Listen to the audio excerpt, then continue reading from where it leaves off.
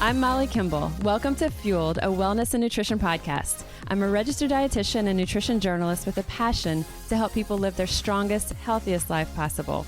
In my weekly TV segments and columns, there's a limited amount of time and space to cover everything, but there's so much more to share. This podcast is my opportunity to dive deeper into the topics you want to know about. Welcome to Fueled Wellness and Nutrition, the podcast. I'm registered dietitian Molly Kimball, and I'm your host. Today's podcast is all about blood sugar. For many of us, this means avoiding that blood sugar and energy roller coaster. And for those with diabetes, this means empowering you to manage blood sugar and insulin levels as best possible through diet and lifestyle.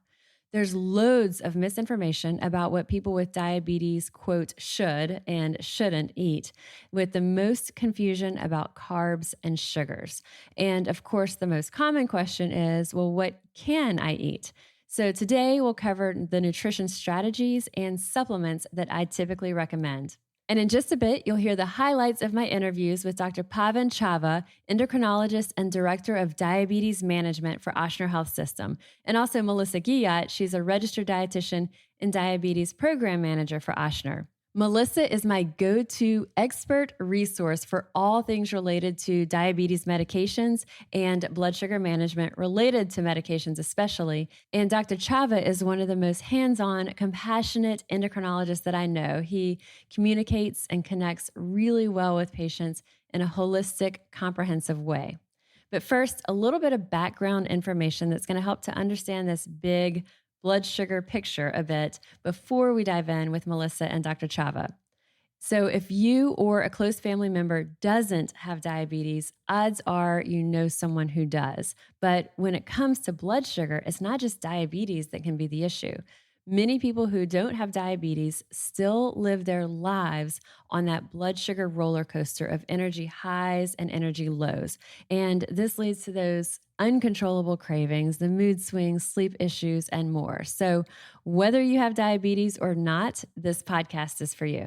So here's a quick rundown. Type 1 diabetes is usually a genetic condition when the body produces very little or no insulin. Type 2 diabetes is often, but not always, related to being overweight. And in people with type 2 diabetes, the body still produces insulin, but it's often not enough, or cells are resistant to the effects of insulin. So for a basic overview, think of insulin as the key that unlocks the doors to our body's cells. And with diabetes or even prediabetes, the body can't use this insulin properly to take that blood sugar and convert it into energy. So blood sugars stay elevated and insulin levels stay up. And this is bad because the higher our insulin levels are, the harder it is for our bodies to use fat, to burn fat for energy. So insulin is what we call a storage hormone. So again, think of it when it's up, it makes it a huge challenge for our body to dip into those fat stores and burn that stored fat as energy. So it's really important for us to look at what can we do, regardless of whether or not we have diabetes, what can we do to keep our blood sugar levels stable, our insulin levels stable, which is also going to help our energy, mood, everything else be stable. So my approach for clients with diabetes and also those who are just looking for better blood sugar control is usually a lower carbohydrate plan. Not always, but usually. So that often means about 15 to 20 grams of carbs at meals and snacks. Again, may vary, but the emphasis being more on lean proteins, non-starchy vegetables, and heart smart plant-based fats. But Melissa and I will be covering all this in more detail coming up. I encourage small meals and snacks every 3-4 hours throughout the day instead of just 1 or 2 big meals. This is key so that the body isn't required to produce these giant loads of insulin at one time. So spacing it out at a more level, steady stream throughout the day. It's also important to keep calories in check since losing extra pounds, even just 10 to 15 pounds, can be huge in leading to better blood sugar control. And finally, regular exercise is key in improving insulin sensitivity, but we'll cover all of these coming up in more detail with Melissa and Dr. Chava. But first, before we get into that, I wanted to cover these 3 supplements to consider. These are 3 supplements that almost always I recommend to my clients with diabetes, prediabetes, or even just those looking for better blood sugar control. Now, it's key though, if you do have diabetes, and especially if you're taking medication for diabetes, we've got to be really careful when adding these in to prevent blood sugar levels from dropping too low. So, if you're taking medication to help keep blood sugars in check, which is going to help to keep blood sugars lower usually, and we add these supplements in that hopefully are going to be effective in lowering your blood sugar even more, we can't do all that at once and continue to take those medications because, again, often we can have that really too drastic of a blood sugar low, which can be dangerous. So we need to be really mindful as we do this and talk with your registered dietitian, your certified diabetes educator, whoever is in your healthcare team providing you that solid guidance when it comes to nutrition. So what I'll recommend is add one supplement in, check your blood sugar levels, including fasting blood sugar levels, but also just throughout the day for 5 days to 10 days. See how it's affecting it and use that time to adjust medication as needed if this supplement is helping to naturally lower those blood sugar levels. So give it a good 5-10 days before you add in the next supplement. So again, I can't emphasize this enough. We do not want to add in all three at once. We want to do one at a time. Give it at least 5 days in between, checking blood sugars regularly so that you can see the impact that it has. Also, be aware that supplements can interfere with certain medications. So, again, let your pharmacist know, ask your pharmacist about this, and let your physician know as well before you're beginning any type of new supplement program. So, here's the 3 supplements that I almost always recommend. Again, diabetes, prediabetes, or those just looking to stabilize blood sugar levels more effectively. So, number 1 is alpha lipoic acid, and most studies use 600 to 1800 milligrams a day. I typically recommend 400 milligrams up to 800 milligrams either once or twice daily. So, that's alpha lipoic acid, and that's spelled ALPHA. The second word is lipoic, LIPOIC acid. Alpha lipoic acid, 400 to 800 milligrams once to twice daily is typically what I recommend. The second one is chromium picolinate. So this can help with fasting blood sugar and insulin levels. It might also help to improve that insulin sensitivity, especially in people with type 2 diabetes. So here I'll usually do 400 micrograms, which is mcg micrograms, once to twice daily. So on these, you can start with a lower dose. You can gradually increase that dosage. Again, one change at a time. If you're increasing the dose, give it extra time then. If you're adding a new supplement, give it those extra days too to measure. The third one is apple cider vinegar. So we've talked about this. We had an entire podcast on apple cider vinegar, and I can hear the groans. I know there's eye rolls happening because if you tried it, you don't love the way it tastes. But apple cider vinegar is effective with blood sugar control. So the way to do it would be 1 to 2 ounces before meals. And the way that it helps is it helps to stabilize blood sugar levels after that meal. So it's helping to lower the post-meal glucose levels, basically. So taking 1 to 2 ounces before meals. If you're in a situation that you can take it 3 times a day, that's fantastic. It's not the most portable because for most people, it's going to be a liquid. And if you're out and about, it's not going to be practical to do it 3 times a day. So if you can do it at least once a day, and if that once a day happens to be before your biggest meal, for a lot of people, that's dinner, that would be fantastic. If you can get it more, maybe first thing in the morning, and then also right before dinner, that's fantastic as well. So 1 to 2 ounces. The key is to not have it full strength. We've got to dilute it because it is damaging to the esophagus because it is so acidic. So those are the 3: alpha lipoic acid, chromium picolinate, and apple cider vinegar. Again, can't emphasize it enough. We don't add all 3 at once. If you have diabetes, type 2 diabetes, if you're taking any type of medication for diabetes, we want to be very strategic in how you add those in. 1 at a time, check your blood sugars, wait 5 days before you add the next. If you're upping the dose on it, still wait before you're adding either that next level of a dosage or that next supplement. So now let's take it even further with Dr. Chava and Melissa. Dr. Chava, welcome, and thank you so much for spending this time with us. I'll let you introduce yourself, sharing your background and expertise. Yeah, I'm one of the endocrinologists here at Ochsner in New Orleans, Louisiana. I am the director of diabetes management for the Ochsner Health System.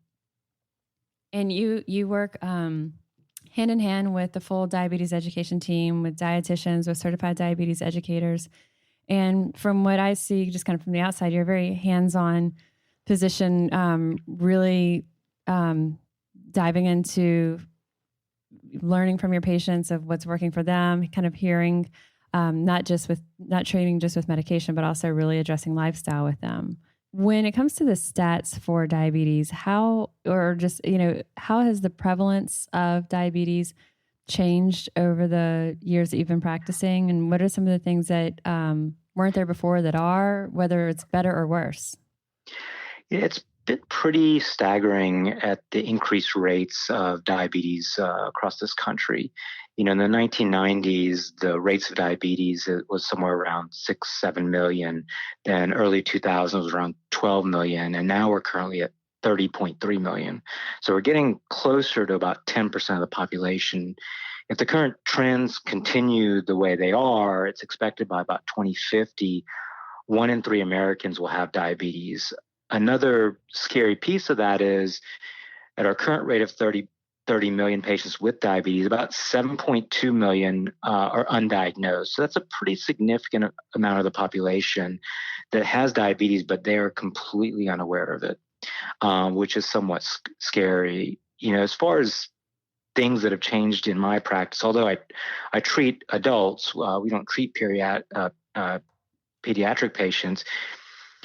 There's been a pretty significant increase in the rates of type 2 diabetes in our pediatric population. It really wasn't that long ago that a pediatric endocrinologist rarely ever saw a patient with type 2 diabetes. They usually saw patients with type 1 diabetes, which is an autoimmune disease, also previously called juvenile diabetes. But now a pretty significant portion of the pediatric patients are now developing type 2 diabetes.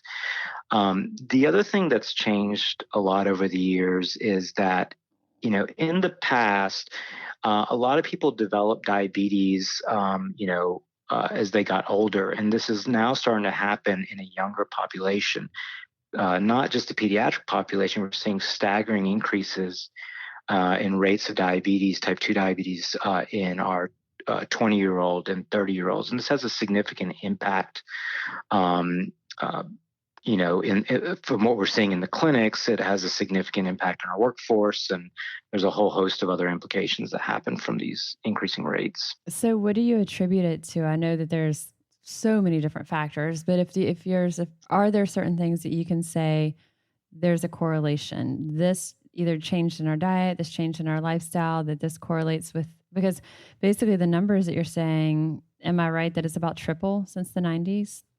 That's correct. And you use the word staggering, and it is. That's absolutely insane, especially when we look at the 90s, when a lot of our health messaging started as, kind of being ingrained of a culture of wellness and encouraging people to get out and exercise. And, the messaging from, all these different organizations is encouraging us to eat healthier and move more.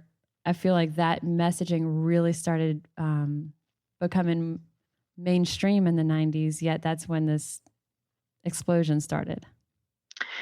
Yeah, the explosion's been kind of interesting. It really is multifactorial. There's a genetic component to type 2 diabetes, but there are some environmental things that could be contributing as well.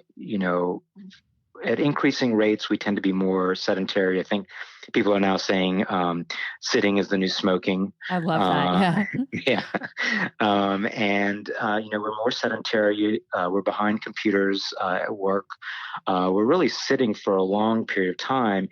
And, we're not that active. And I think one thing that people need to realize is even when we are active, we really need to kind of take a step back and think, okay, are we active enough for how sedentary we are? Meaning, if we're increasing our activity level, is it making up for us sitting all day, or is it actually helping us get to a goal? Then on top of that, there's a lot of the dietary issues that we have. There's just a lot more people are eating fast food. It's, we're all in this fast paced world. Everything is quick. We need it right now.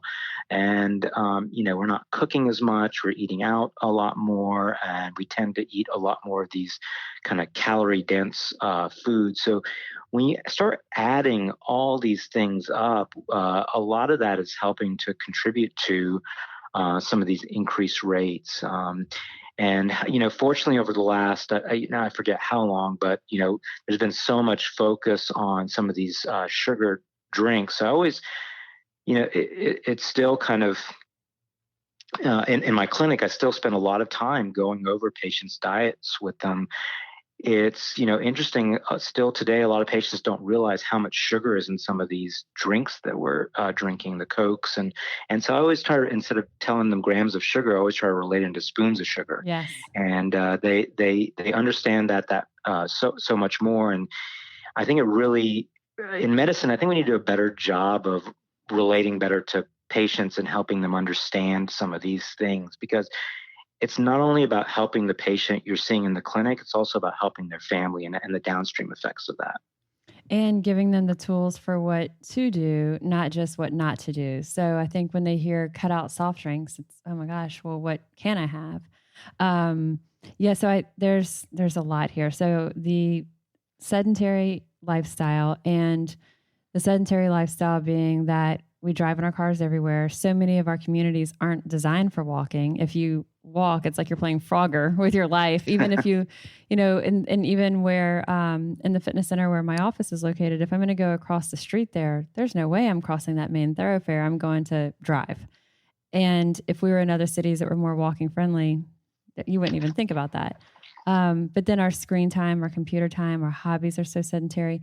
And, recently in the grocery stores, especially a grocery store like Whole Foods, when we've shopped there just in the past few months, we've noticed there are more Amazon Prime staff picking up the groceries for people than there are regular shoppers.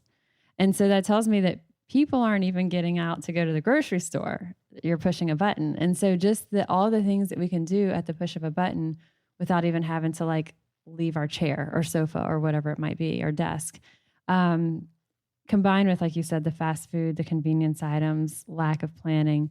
And then the sugar drinks, you mentioned the soft drinks. I think so many times too, there's drinks that people think they're doing that are better. And that's what kills me even more, because they may know that, a Coke or a Sprite is a lot of sugar. So they switch to a different alternative, a vitamin water, for example, thinking they're doing a good job, or fruit juice, and they're just getting just as much sugar, ounce for ounce, but thinking they're doing better. Yeah, absolutely. I think a lot of this, like you said, is about giving patients the tool. It's pretty, amazing that patients think they're trying to do the right thing, but they may not have all the information or the appropriate information to do the right thing. So it's not because of a lack of desire to just eat what they want. So what about the knowledge of nutrition? Have you seen that people's awareness of the impact of nutrition on diabetes has improved or increased, or do you think that there's still a lot of confusion or misinformation? I still think there is a lot of confusion about. I think there's just so many options when it comes to diets or lifestyle changes. There's still not really enough. There needs to be more research in this area to help guide patients. But that being said, I think patients really are paying a lot more attention to it. I think they're asking the right questions, which I don't think when I started practice that was necessarily the case. But now you have so many options. You have your Weight Watchers and those types of diets. You have Mediterranean diet, DASH diet, intermittent fasting, keto diet. You have plant-based diet. There's so many options with patients, and one of the things which is a positive thing in terms that it I think having options and having diets that work well for what what the individual patient needs are is so important. Going back to one thing you said earlier, we're being less, one thing we do less of is saying you need to do this diet and this is the only diet that you can do. There are options. Even when it comes to the medication, I tell people our job as healthcare providers managing patients with diabetes is not for you to fit into our world. We need to make sure that we are giving you the tools that fit into your world. What I mean by that is if you have someone that eats certain types of foods or someone of a certain ethnic background, I always use my mom's example. If she comes in, you tell her to eat a certain way, but she's been eating Indian food for her whole life, she's not going to be able to change that. So working around those things and giving them the tools. If they are someone who maybe a plant-based diet works best for them, how do we help them achieve those goals? If keto diet works best for them, how do we help them achieve those goals? And it's not an all or nothing thing. How do we slowly transition them to help them achieve their goals? How do we get them on the appropriate medications for their lifestyle? If their work allows them to only eat 2 meals a day, or they're doing some sort of shift work, they may not be able to be on certain medications. So trying to really work with the patient to help them achieve their goals and get them on the right diet and get them on the right medications. I think that that's a beautiful thing and a beautiful approach. It also allows people to feel more comfortable in sharing what they're doing. If they feel like they may share they're on doing keto, and if they don't get the finger wag, and it's okay, well, if this is working for you, how do we work with this? Instead of trying to, as you said, totally change it and just move the needle so far. One thing that I always remind patients is the things that we tell you to do when you have diabetes are really the things that all of us should be doing, whether you have diabetes or don't have a diabetes. We should all be eating healthy. We should all be exercising. That's what our bodies were designed to do. So I always tell them I'm not telling you these things purely because you have diabetes. It's everyone should be doing this. I should be doing this. All of us should be doing these things. And whether you have diabetes, high blood pressure, high cholesterol, or any of these conditions, we all need to be moving.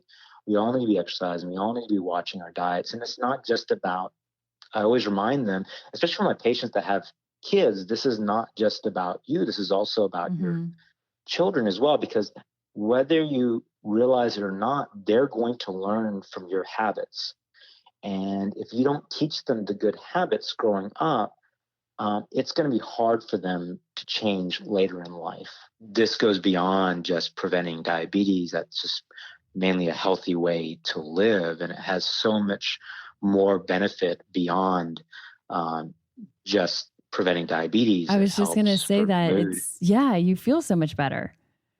So, absolutely. Yeah. So it's like, if it's not motivation enough for what could be prevented years down the road, well, how do you feel today, right now? And if you're feeling so much better with these lifestyle changes of moving more, cutting back on sugars, cutting back on so much refined starchy carbs, for example, and you're feeling better because you're fueling your body well, look at that as your reward and not thinking of just punishment of what you're not having. Yeah, absolutely. We see a lot of patients for fatigue, and once we start working with them on their diet and their stress level and their activity level, a lot of times it gets better. It's not necessarily a medical or hormonal issue. It's our bodies were designed to live a certain way, and they're angry at us for what we're putting in there. Exactly.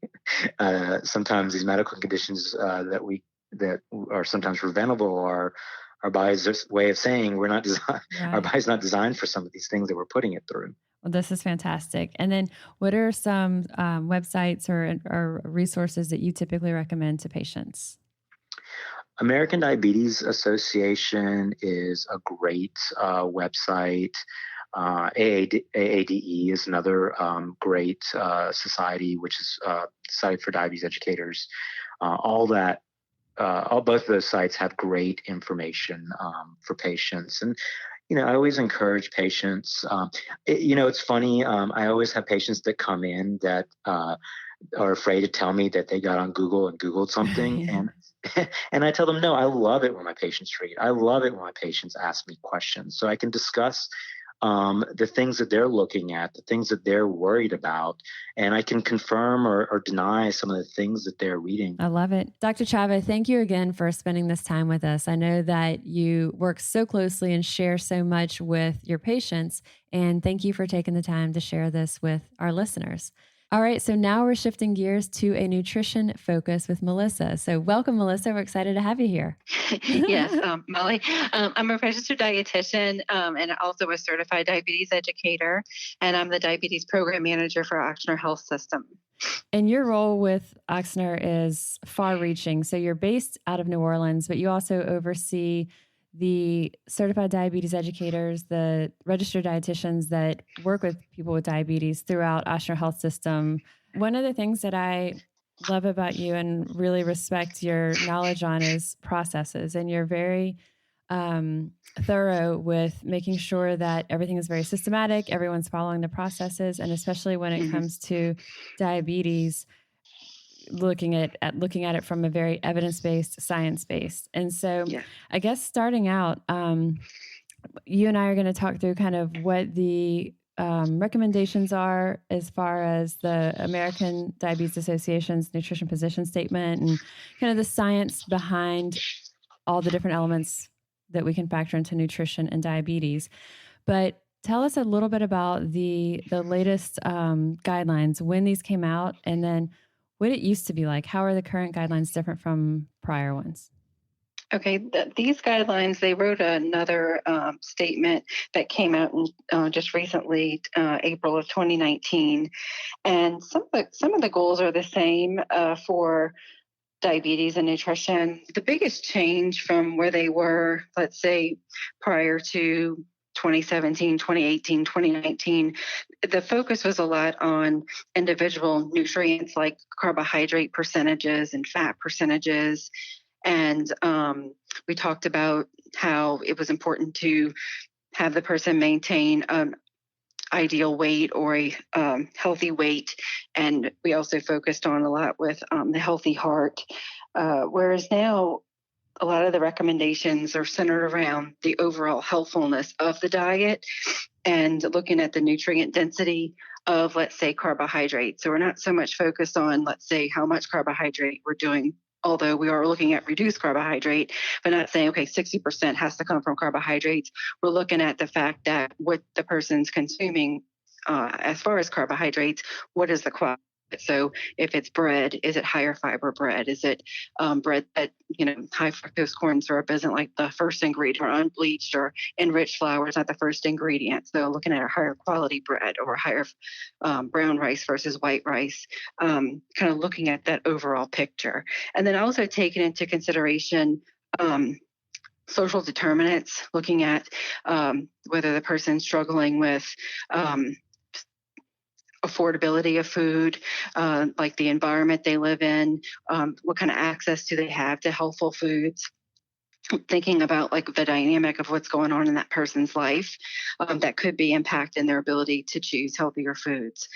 So I think overall that's the two biggest things is really looking at the overall nutrient density of the healthfulness of the diet overall, and then taking into account that person's beliefs and their fears and their experiences of what maybe they tried before, and trying to kind of maybe individualize it a little bit better for them. It's not really like a one-size-fits-all approach that we're taking with people. I personally really love these new guidelines. And you and I have talked about this a lot in the past, that, when someone has diabetes and they're challenged as far as processing carbohydrates, having something like a 60% carbohydrate intake as just the blanket rule or whatever that set amount might be was a one-size-fit-all attempt to be a one-size-fit-all, but it really wasn't. And so I think that this is, I'm just so happy to see these new guidelines that then trickle down to our registered dietitians, our certified diabetes educators, who are then conveying this messaging, really treating that whole person and not as much letting the numbers dictate. Exactly. What was the typical percent carbohydrate that was in the prior guidelines? Was it 60% for a day? It was generally about, I would say, between 50 to 60% calorie needs Mm-hmm. came from carbohydrate, whereas now, we kind of look. I mean, they may say a general guideline of roughly like 40% carbohydrates. Which is a big difference. It is a big Yeah. difference. And if you look at diets like the Mediterranean diet, Mm-hmm. and you start really comparing like the carbohydrate amounts and the Mm-hmm. fat, and you kind of start looking at all these things, you start to realize that the carbs were really more of a moderate to low than they are like a 60% carbohydrate Yeah. amount, which was on probably more of the moderate to high. And I think what it does is it gives us more ability to fine tune it for the person. So a lot of times I'll have patients come in and they're very frustrated because the doctor may tell them you can't have any carbohydrates at all or nothing white. And it's sometimes like, okay, well, you do need some, but we're going to focus on the ones that are, let's look at healthy choices, and let's look at, maybe you're a person that because you're more active, you might need more than this amount of carbohydrate on days when you're more active. And just like and you then said, days you're less, active. Going to their lifestyle preferences and kind of meeting them where they are. And if they currently have a diet full of processed, white refined carbohydrates, and this brings them absolute joy, it can be a hard thing to say you can't have any of that. So kind of working with them, I think it's fantastic. And so the new guidelines looking at whole body approach, a much more holistic approach, looking at weight management, lifestyle, socioeconomic status, and then breaking it down. And you and I can kind of talk through the different components of it and our approach. But when someone comes in for nutrition counseling for diabetes, whether it's pre-diabetes or type 1 or type 2 diabetes, can you kind of give a breakdown for our listeners of just in easy layman terms to understand the differences between prediabetes, type 1 and type 2. And also when someone hears glucose, a lot of times someone may not realize that means their blood sugar levels, and also hemoglobin A1C, or people hear the A1C count. Tell us just a little snapshot of what each of those means so we give a frame of reference. So diabetes, whether it's type 1 or type 2, the way we diagnose this typically is around the same parameters. I'll start with prediabetes first, though. Prediabetes is typically when your blood sugars are running, and let's say fasting blood sugar, like before, like let's say you wake up in the morning, you haven't eaten anything. If your blood sugar is running like between 105 and 120, sort of in the morning time, or you've had blood work and your doctor checks it and let's say it's over 100, it's 105, and then they make you come back again. They may say, okay, if it's now 105 or 120 again, they may say, okay, you're in the pre-diabetic range. And what they'll do is they'll do an A1C. It's hemoglobin A1C, which is a 3-month average of your blood sugars. So our red blood cells replicate in our body every 3 months. So they renew themselves kind of every 3 months. And what the A1C does is it gives us an idea of how much sugar has been attached to those red blood cells over a 3-month period. We kind of can get like a little snapshot. And so for prediabetes, we're looking at an A1C around 5.7 to 6.4. So they can kind of say, okay, over this 3-month period, and that's going to average somewhere in, about the 110, 120 range of kind of like your blood sugars have been averaging over that 3-month period. So a lot of times they'll say prediabetes.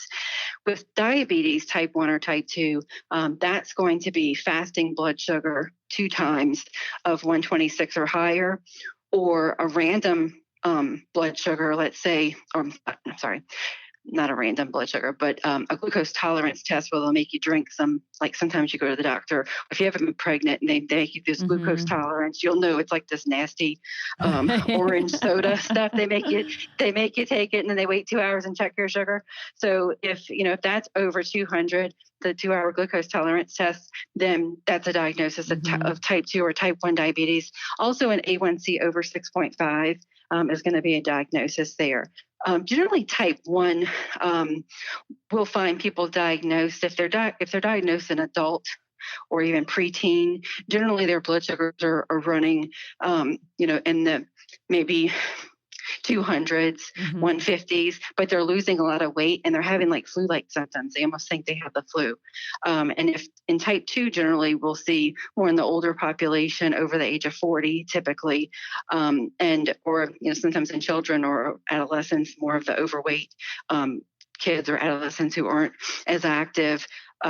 But we'll normally see blood sugars kind of ranging a little bit higher. They don't feel it as much. And they're going to have things like excessive thirst, urination, fatigue, and tiredness. The thing with diabetes, though, I think, is that it doesn't hit you over the head. You don't really typically, some people don't have symptoms until, they're really feeling sick. There. So I think that pre-diabetes, just think of it as there's some things going on with the body, whereas you're not able to use insulin properly. And insulin works like a key. It's our pancreas releases insulin. And when we eat something that's high in sugar or carbohydrate, our body releases insulin. And the insulin works like a key. It comes to the cell and it unlocks the cell to let that sugar enter our cells to give us energy. And whether it's prediabetes or type 1 or type 2, your body's not able to utilize the insulin properly, or we're just not producing insulin. And that's where type 1 typically will come in there. And in something like type 2 diabetes or even prediabetes, when that insulin is continually circulating but not able to get into the cells because there's insulin resistance. One of the things that I always like to emphasize to people too is insulin is a fat storage hormone. So when insulin is in these high levels constantly circulating, it's very hard for our bodies to use body fat as that energy source. And so the more that, diets that are low carb, a lot of times may be effective in weight loss because they're low insulin producing. So that's something that is a constant kind of vicious cycle. And I think this is something you and I discussed in the past, that with the prior recommendations of as much as 60%, and some people would have probably more in their diet of carbohydrate, but then also trying to match their medications, giving them more insulin to get this carbohydrate in the bloodstream. It was like this vicious cycle. So by cutting back on these carbs, we're immediately doing the first step in stopping that. Yeah, I think that the goal is to use your own insulin. So we don't want to have to resort to insulin. That's kind of like, like a lot of times people think, oh, that's a threat. You're going to put you on insulin. What if you don't? But I mean, we really try to. It's a real thing, right? Right. Teach people. And we have different medications out there now that call them helper hormones and different things where it's helping you use your own insulin better. And so that's really what we're trying to really, like the guidelines will say, the goal is to help with optimizing glycemic control. And so I want them to use their own insulin, and I don't want to feed insulin. So if I'm giving them insulin and they're having low blood sugar, I'm not going to say, oh, well, let's eat more carbohydrate. I'm going to say, well, let's adjust the medicine and get you off the insulin. Or let's see what we can do to make adjustments. So you mentioned the helper hormones kind of as a way to call certain medications that help our bodies use insulin better. What are these? And then what are some of the names that we would see them under? These medications are what we call GLP-1 medications, and common names would be a drug called Victoza or Trulicity. We used to hear one of the older ones is Byetta that kind of first came out. And these are injectable medications. And so a lot of times people say, well, I don't want insulin. It's not insulin. It's an injectable medicine. And it's actually a hormone that our body releases amylin at the same time that it releases insulin. And amylin actually helps us to absorb insulin. And a lot of times what we've studied in people with type 2 diabetes is we notice that they are lacking this hormone, this GLP-1 hormone, which is what triggers the release of amylin. And by giving them the GLP-1, this Victoza or Trulicity, it actually helps them to use their own insulin better. I've seen these medications, specifically the Victoza and the Trulicity. I have seen these be like literally life-changing for people. Yes. It's like people who truly are doing everything in their knowledge and their power and in their control. They're exercising, they've changed their diet, they're doing all this, and they feel like they're on the spiral and they're exhausted all the time and all this. That one change of adding a medication, one of those has just been, it's been life-changing because their blood sugars are more manageable. They're able to dial back their medications. Their energy is better. They're not like, one lady literally was falling asleep at work in the afternoon. And she would dictate into her dictaphone as an attorney and fall asleep in the middle of it. And so, oh my goodness. and now, she had, so there's just so many people who have shared with me about those two specifically, but I actually didn't have the understanding of how you just explained it. I think that that's a really great way to explain it to people of why these are so life-changing, Yes. And we've actually, Is that your cat? some of our, yes, I'm sorry. It's Dee Dee. She wants attention. She's enjoying it. Yeah, she is. She's learning. Keep her still. But the thing is like some of our endocrinologists, even they've experimented using these medicines when we have people who are on insulin. We'll put them on an injection of the Victoza or the Trulicity along with their insulin regimen. And what we found is that we're able to get them off of insulin. Wow. And really try to help, because a lot of what's going on is the insulin resistance. They're producing their own insulin. They just aren't using it. They're very resistant to that insulin there. So, and especially if the person who has made the diet changes, the lifestyle changes, the exercise changes, and still haven't seen the results, it's very validating to them when they take something what seems so simple, and wow, they start seeing the fruits of their efforts. Okay, let's shift gears a little bit. And if someone is coming in to meet with us about managing their diabetes, and we're going to talk with them about their macronutrients, their carbs, their protein, their fat needs, micronutrients, but it's kind of starting with those macronutrients, looking at carbs. And carbs, of course, the biggest impact with diabetes. And you and I both know, like, so many people say, I've been diagnosed with diabetes, and the first thing they think is I have to cut out my sugar. But the reality is that all carbs influence our blood sugar and insulin levels. So if you've been diagnosed with prediabetes, or you don't want to be diagnosed with prediabetes or diabetes, being aware that all types of carbohydrate influence our blood sugar and insulin levels. And as Melissa said earlier, when we first started talking, the diabetes guidelines, I'm thrilled, are emphasizing more of a personal approach of how much do you need, but also looking more at the quality. So when we're talking about how much someone needs, we look at that and I guess chime in with how you would view it. But I look at it as, what's the person's size? What is their activity level? How much are they moving? Because if I have a lady who's 4'11" and she's pretty sedentary, maybe has some physical limitations, she needs a lot fewer carbs to fuel those working muscles than maybe someone who's 6'4" and a construction worker, So looking at it as relative, and knowing that that's going to be a wide range. And when we're talking about the different types of carbohydrates, how would you explain it as far as glycemic response, with a high glycemic having that fast impact, a low glycemic having a slow?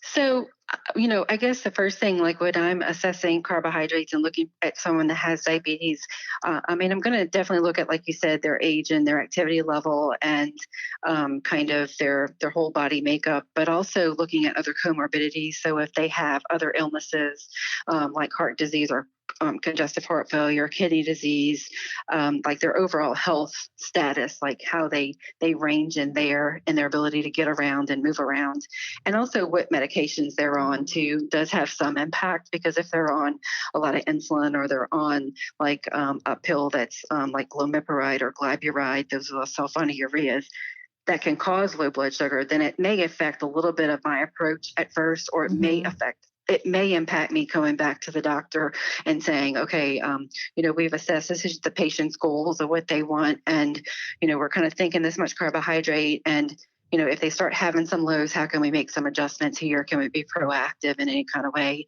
And definitely educating the patient or the person that if you're starting to have low blood sugar, you need to let me know so we can adjust your medicine, not necessarily give you more carbohydrate there. So a lot of times I'm kind of looking at their overall health, because there's people that are going to come to you or come to us and they're very healthy, and they were diagnosed with diabetes, but overall they're very healthy. They're very high functioning, very active, and I can be a lot more aggressive with those patients or clients. There's some people that might come to me and they're really sick and they've really got a lot of issues, or the blood sugars are really high, like in the 300s and 400s, and we've got to start from somewhere first to get them stable with their blood sugars.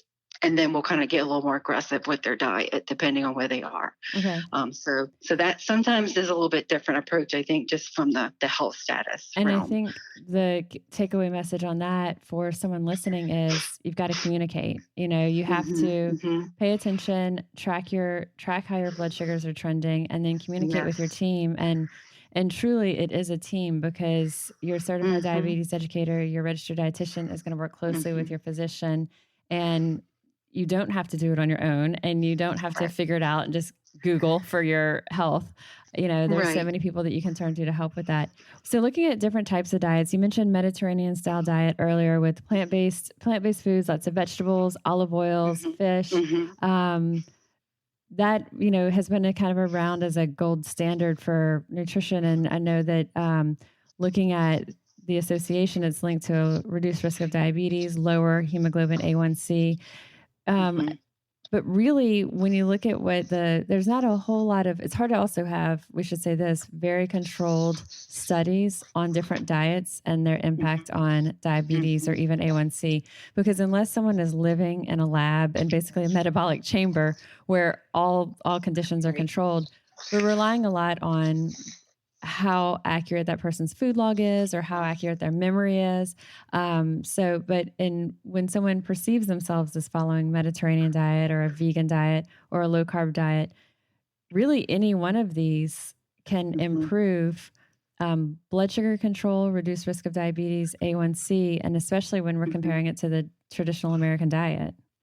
Yes, and there's a lot of research studies out there that are showing us even, some of the even maybe like more low fat, maybe moderate, not higher, maybe more of like the 45% range carbohydrate percent of their needs from carbohydrates, but low fat. But it's what they can stick with and maintain to keep the weight off. And so that's where like being realistic about what we're doing, and if it's a lifestyle change more than it is just like we're gonna now eat more nuts and eat more oil, but then everything else we're not going to look at. Right. And then I think a lot of people think that they're following certain diets. They think they're doing low carb, but when you look at their diet, they're not really, because other carbs are sneaking in. And then, so looking at... and let me tell you one little thing, Molly, because this is interesting, because sometimes people will say, I'm not eating any sugar. I stopped all sugar. Right. I'm not eating anything between meals. And they're so proud. The whole diet. Well, but then they're eating like 6 bowls of fruit a day, and they're drinking tons of orange juice, and so like, well, you are eating sugar. You're not cutting it out completely. So I think that's, like you say they're following something, but when you sit down and really look at what they're doing, it's like, okay, well, this is not really what that is. Right. And then in educating, they'll come in, they're so proud of themselves, and then we're like bursting the bubble after bubble on that. Yeah, I know. What are your thoughts on intermittent fasting as it relates to diabetes? And intermittent fasting, of course, can be so varied. It doesn't really have a set definition. Some people do 5 days on, 2 days off, or even a 12-hour fasting window could be considered intermittent fasting, which really is just, you might not eat after 8 p.m. and you don't eat again until 8 a.m. So what are your thoughts on that? I think definitely that there is a place for that with diabetes, especially with diabetes and weight loss. Looking to do something like intermittent fasting, like talking to your practitioner, like your doctor or your nurse practitioner, dietitian, about the fact that you're thinking about maybe wanting to try something like this, because the medications that you're taking may need to be adjusted. So if you're doing intermittent fasting, and that's maybe the time that you normally would take your insulin or take a certain pill, we might help you to rearrange some of that so that you won't have low blood sugar. Or that's where I think sometimes those diets can be a little bit complicated when you look at people who are on certain therapies. Yes. And also I think age has somewhat to do with it. So, we kind of just want to talk openly about it. I definitely think that these diets, some they have a place in diabetes, whether there's something long-term or not, that's, I think we need more research to kind of figure some of those things out. Yeah, I agree completely. And we actually did an intermittent fasting challenge through the newspaper here in New Orleans a couple of years ago. And I had been doubtful. I had kind of dismissed intermittent fasting. And then a couple of years ago when I was researching for a column on Alzheimer's, started looking at a little bit more of intermittent fasting for even just a 12-hour overnight fast that included a 3-hour window from the time of dinner to bedtime. So dinner, leave 3 hours, bedtime, and then that's as part of your 12-hour fast. Is linked to lower incidence of the plaques that are found in the brain associated with Alzheimer's and such. And so started looking a little bit more, and I'm like, well, let's look at this. We do the alcohol free for 40 challenge here once a year. And people said, let's do another challenge. So I said, let's try intermittent fasting. And I was stunned because I was really doubtful going into it. And so many people changed, they would do whether it was a 12-hour fasting window, 14, 16 hours, but keeping the fueling window, as I call it, instead of an eating window, because I think that's a weird word. Just call it like a feeding window or an eating window. But keeping that fueling the food still really nutritious. And I thought that for sure everybody would lose muscle, but they didn't. And they not only did they not lose muscle, but many gained muscle and improved other parameters and markers like blood sugar control, blood pressure. However, the one thing we cautioned in there is if you are pregnant, if you're breastfeeding, if you have a history of eating disorder, or if you're taking medications for diabetes, this is likely, might not be for you. And if you have diabetes if you have diabetes and you're considering it, absolutely talk with your healthcare provider, because that's not something to mess around with at all. No, right. When we're looking at some of the other things that people are doing to lose weight, a big factor is often sweeteners and artificial sweeteners, sugar substitutes. What's your, I'll share mine, but what's your approach on those? So with artificial sweeteners, I think the thing with that is that if you're going to use artificial sweeteners, but then you're going to compensate with more sugar, like you're going to say, okay, well, I'm going to have a Diet Coke, but I'm going to have the Big Mac, but I'm going to have the, Diet Coke to cut some of the calories out.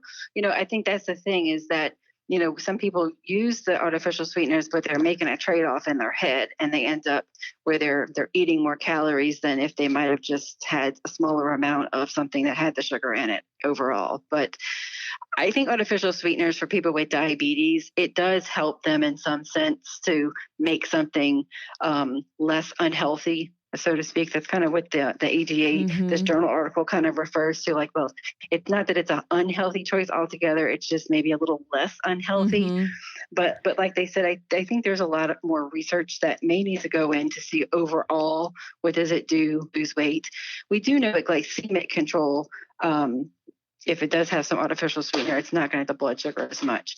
But then too, there's studies that say, all these artificial sweeteners, they make you feel hungrier, they stimulate appetite, and then you end up in the hole. So I think it's kind of really looking over how much they're consuming, and can they make some other adjustments and maybe do more water, maybe do things that don't have sweetener in it at all. And a lot of it is how much are we training our brain to be accustomed to this sweet taste. And so, that's something that even if you're doing an artificially sweetened thing like a Crystal Light, you may start with then going halvesies, go half and half, do half strength of it and then do quarter strength of it. And you can kind of start to gradually dial it back. And I like that the statement in the journal that you and I are referencing from Diabetes Care Journal says, using sugar substitutes doesn't make an unhealthy choice healthy, but instead it makes a choice less unhealthy. So if you're going to be baking cookies and you're going to take the sugar out, it's still cookies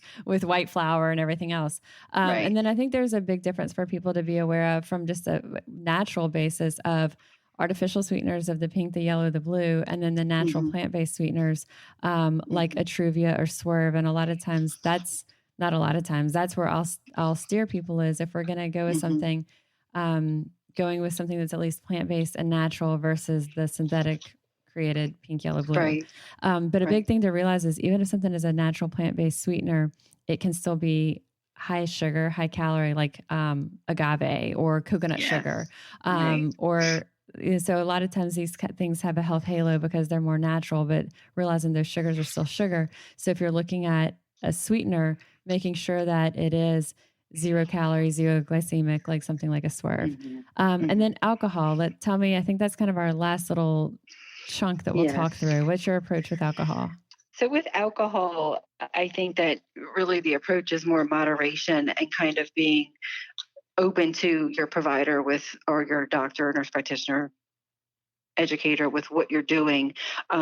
Specifically with diabetes, there's some medications that work. They may use your liver to help to lower the blood sugars, and alcohol typically it's metabolized in the liver, and it also can be toxic to the liver as well. So we definitely want to use some moderation there with it. Also, alcohol can cause low blood sugar, so it can actually cause your blood sugar to drop. And so if you're going to drink, let's say, a glass of wine, because alcohol sometimes can lower blood sugar, can cause the sugars to drop, we'll recommend having that maybe with your dinner or having it with a snack or something, not drinking on an empty stomach with diabetes, because that could be dangerous if your blood sugars drop on you. And alcohol typically sometimes can dehydrate us, and that can also be dangerous in diabetes with elevating blood sugars. On that flip side of having low blood sugars, it can cause our blood sugars to seem higher if we're dehydrated. So drinking lots of fluids and being open with your healthcare provider about what you do as far as alcohol, how much you're doing per day. But generally, we'll say 1 drink a day for women, 2 drinks a day for men. And I think getting someone to, not everyone wants to be super straightforward about how much alcohol they drink, and they sometimes don't even really realize it themselves. And, you'll get the standard, oh, I have like a cocktail. And then when you dive into like, well, how much is in that cocktail, or how much are you topping off that glass of wine? It's not just one glass of wine. It's like the bottle inside of the glass. And when you look at how giant so many of these glasses are these days, it's easily half a bottle in a glass, Oh, yes, I know. The bottom line on it too, for people listening, is if you are going to take that step, and we hope that you do, if you're, pre-diabetes, type 2, type 1 diabetic, and you are looking for nutritional guidance, or you're just looking for that nutritional guidance to minimize your risk, the key is reach out, work with a registered dietitian to establish that trust. But you've got to be open, because we can only help as much as you share and let us in. Yeah, and I tell people I'm not here to judge you or to be like the food police, but I have to kind of know what you're doing in order to give you recommendations. I can kind of give you examples of things and tell you scenarios, but truly for you, the individual, I kind of have to know what you're doing and where your pain points are, where are things that kind of give you trouble with that. And to kind of just touching on alcohol, just one other thing is I'll tell people with diabetes, like if it's a day that your blood sugars are ranging in the 300s, that's probably not the day to go. You might want to have a drink, but that's not the day to have the drink. Like you want to try to think about like, where are my blood sugars? How are they looking? And kind of think about it. And it's hard to plan for everything, but, just know that if your blood sugars are already really higher, they're not looking good, drinking is going to only make things worse. So trying to just think about that and be open, like you said. And it's hard to, like, I love that, referring to it as their pain points. I always say, like, what's your biggest weakness? What's the thing that pulls you off track? And it's hard sometimes for someone to want and be comfortable with disclosing that, because it's embarrassing, or it's things that sometimes they haven't admitted it even to themselves yet, or it's something they're already getting a stink eye from the people at home, and so they kind of stuff it, So, but like you said, we're not here to judge. We have to know the ins and outs and let us in, so that we can really like dig deep and help make these lasting changes. Because there's so many resources that if you share, here's my issue, I struggle with XYZ. There are very few things you're going to tell us that you struggle with that we can't find something that's going to be a solution. We just have to know what it is. Right. And I'll tell you too, sometimes I have to separate, like it might be husband and wife, and the wife is there like under the breath, and like the husband's afraid to say anything. Or it's like, I'm talking to both of them because like she's fussing at him and he's like giving her the eval. And I'm like, okay, look, you can do this. Like, have you ever asked anyone to leave the room? I have. Me too. I have had a few incidents, not like ugly leave the room, but like, they just didn't feel comfortable. No. And I was like, could you mind just step out for a second and then have you come back? And I'll tell the spouse, like, I have them actually usually sit in my office. I have the chair, but then also have a kind of a trunk that's like the parent or spouse chair. So at least they're also kind of behind, because I'm like, the client is the client and they're getting the full attention. Yes. Having them in here to hear it can be great and to be supportive, but then at least the vigorous head bobbing up and down or shaking their head no, or the big eyes they make at us, at least it's behind the client.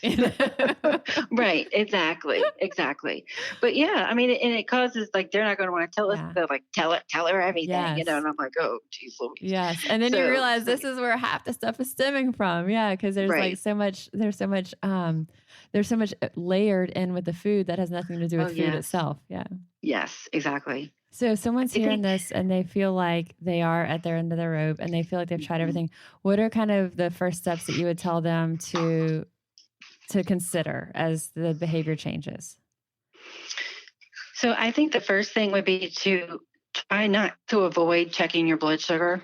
You need to check your blood sugar. It's easy to say I'm frustrated. I just don't want to know everything I do. Doesn't help with it. But checking the blood sugar and having an idea where you are is going to help you by letting your practitioner know how to help you. Okay. So you're helping yourself by checking your blood sugar. So try to make sure you're consistently checking the blood sugar. I think another thing is to just be open and honest and try to, even though it's hard to tell someone that maybe, you just met me today, really what you're doing and what your pain points are. I completely agree. So number one, don't put your head in the sand, face the music, face the facts, check your blood sugar and not looking at it as bad news, but looking at it as your baseline and education. Yes, number two, seeking out a dietitian. And when you do, be as open and honest as possible. And then number three, being patient. And I think giving yourself a little bit of leeway too. We wouldn't expect absolute perfection immediately from our best friend, but we don't always give ourselves that pass. So awesome, Melissa. Anything else that you would want our listeners to hear? No, I think that we had a really good conversation. I really enjoyed talking to you. Melissa, thank you so much for spending the time with us. You're a wealth of information, a wealth of knowledge, and I'm so grateful to have your expertise on this. And also incredibly grateful to Dr. Chava and Melissa for joining us today. I hope you enjoyed our conversations as much as I did. You can find the links that we mentioned in the show notes of this episode. And I'm Molly Kimball, and you've been listening to Fueled Wellness and Nutrition, the podcast. If you'd like more Fueled Wellness and Nutrition, please head over to mollykimball.com and you can follow me, Molly Kimball RD, on Instagram, Facebook, and Twitter. And if you haven't yet, go to Apple Podcasts and subscribe, rate, and review this podcast. Join us next week for another dose of Fueled Wellness and Nutrition. Thanks for listening and stay focused on living your strongest, healthiest life possible.